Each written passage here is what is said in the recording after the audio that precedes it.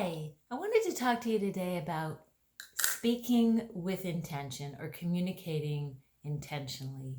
When you speak with intention, you understand what you're trying to convey, what message you're trying to get across, but you're also taking into consideration who's receiving that message. So there's two parts to that.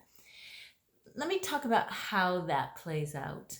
For example, when you are coming to somebody who you perceive has power or authority over you, a lot of times we as women will ask permission, or the way that we word things will be in the form of a question, like, can I do this? Or would it be okay if I, or how do you feel about me doing this?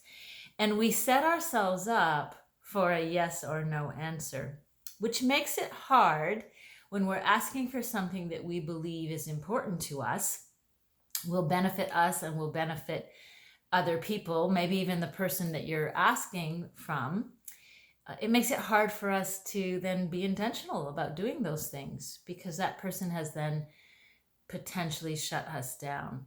But speaking with intention means thinking about how that person is going to hear what you want to say or what you're asking for. Does that person need it conveyed in a certain way? Do they need you to be very logical? Do they need you to do a certain amount of research ahead of time? Do they prefer if you come already with a solution in mind? Do they need you to map out how you're going to do what you're asking for, how you're going to make it happen, how you're going to pay for it, where you're going to find the time, how it's going to impact the family or the company or whatever it might be?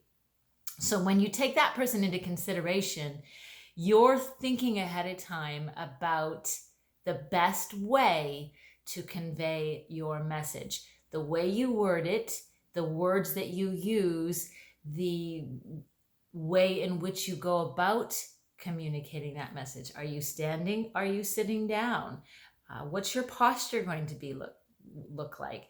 Does that person respond better if you are sitting while they're standing? Does that person respond better if you're looking them in the eye? Does that person respond better if you first engage them in some social chit chat? Taking into consideration their culture, their ethnicity, all of that is hugely important when you are wanting to be intentional about your message. And then also really crafting your message well. How might that message be received? What might be the unintentional things that you would convey if you said it this way versus that way? So when you speak with intention, you must take both of those things into consideration: the message itself and the person on the receiving end of the message.